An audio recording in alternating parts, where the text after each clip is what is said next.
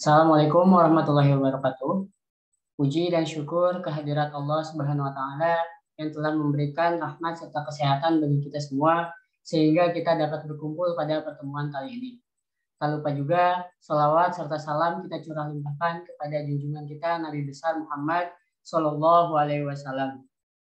Pertama-tama yang terhormat dosen pengampu mata kuliah Komunikasi, Teknologi, dan Informasi, Bapak Perli, MSI.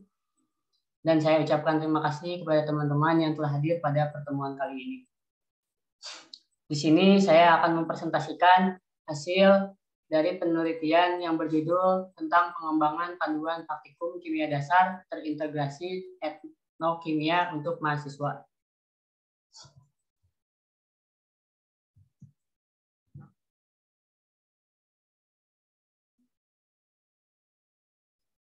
Sebelum memasuki materi, perkenalkan nama saya Muhammad Arsyad Rahman dengan NIM 12120800075 dari kelas 3B Pendidikan Kimia.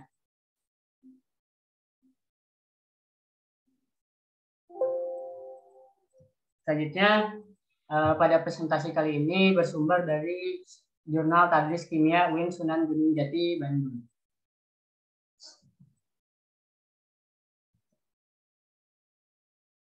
Adapun outline pada presentasi kali ini, yang pertama ada pendahuluan, yang kedua ada metode penelitian, yang ketiga ada hasil dan pembahasan, dan yang terakhir ada kesimpulan.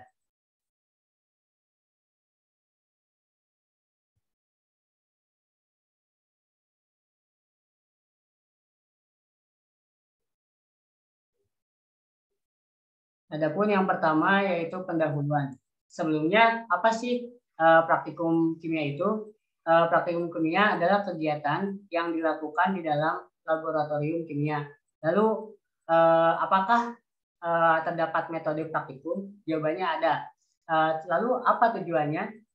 Metode praktikum pada umumnya dirancang secara khusus agar mahasiswa dapat mengembangkan aktivitas belajar, memperoleh fakta dan konsep yang dipelajarinya, mengembangkan keterampilan dasar, melakukan eksperimen, kemampuan memecahkan masalah dengan pendekatan ilmiah, meningkatkan pemahaman mengenai materi pembelajaran, mengembangkan keterampilan dasar, melakukan observasi, mengkomunikasikan hasil observasi secara lisan maupun tulisan, dan dapat memfasilitasi rekonstruksi konsep-konsep atau mengembangkan konsep.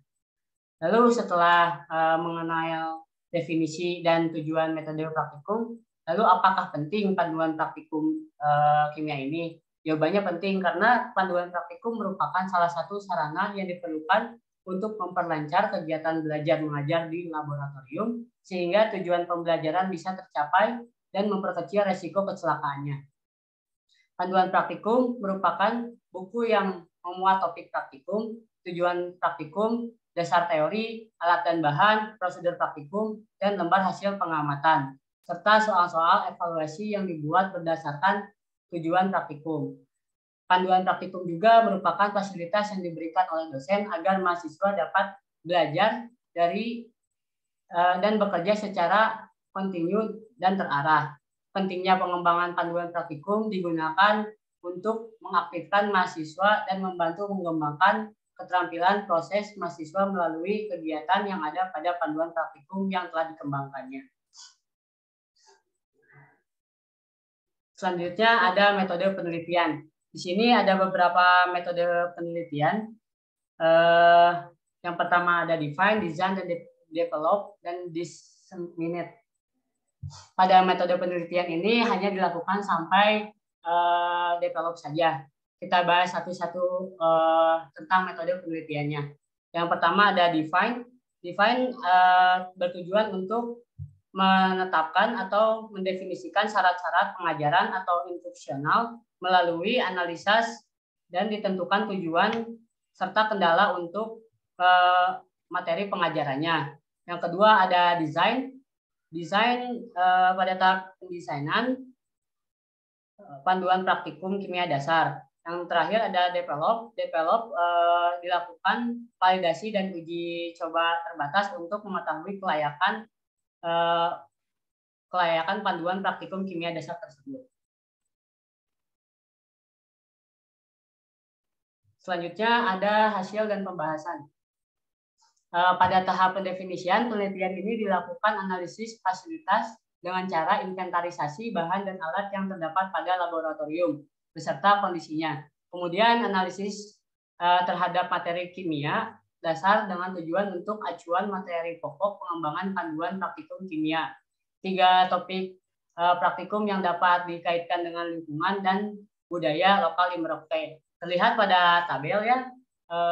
Pada materi larutan elektrolit, alat yang diperlukan yaitu lamp tester, beker glass, dan baterai. Bahan lokalnya itu air sungai Maro. Yang kedua ada laju reaksi, alat yang diperlukannya yaitu beker glass, hot plate, timer, dan termometer. Bahan lokalnya yaitu sarang semut. Selanjutnya yang ketiga adalah perubahan entalpi. Alat yang dibutuhkannya yaitu beker glass, pipet ukur, dan mortar. Bahan lokalnya yaitu tepung sagu.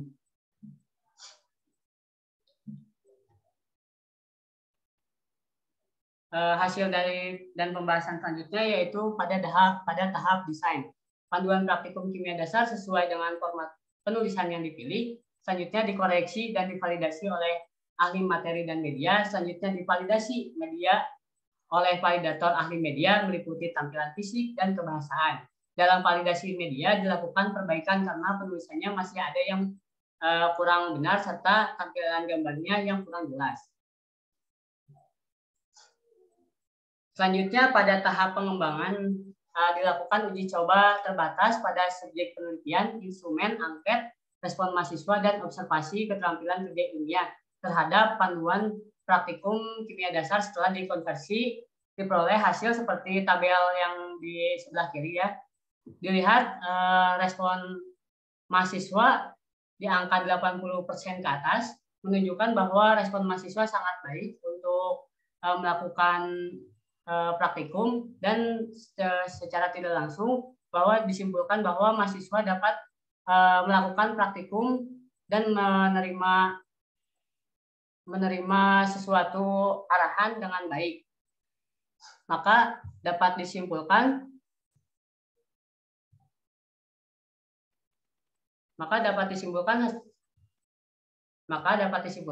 hasil penelitian menunjukkan panduan praktikum kimia dasar terintegrasi etnokimia yang dikembangkan memperoleh presentasi rata-rata uji kelayakan oleh ahli materi 75% dan oleh ahli media 86,25%. Presentasi rata-rata respon mahasiswa pada saat uji coba terbatas diperoleh 86,25% pada kategori sangat layak, sehingga dapat disimpulkan bahwa produk pengembangan layak digunakan untuk proses pembelajaran. Sekian presentasi yang dapat saya sampaikan. Mohon maaf jika terdapat diksi atau kata-kata yang kurang tepat pada presentasi kali ini. Mohon dimaafkan. Sekian presentasi yang saya sampaikan. Assalamualaikum warahmatullahi wabarakatuh.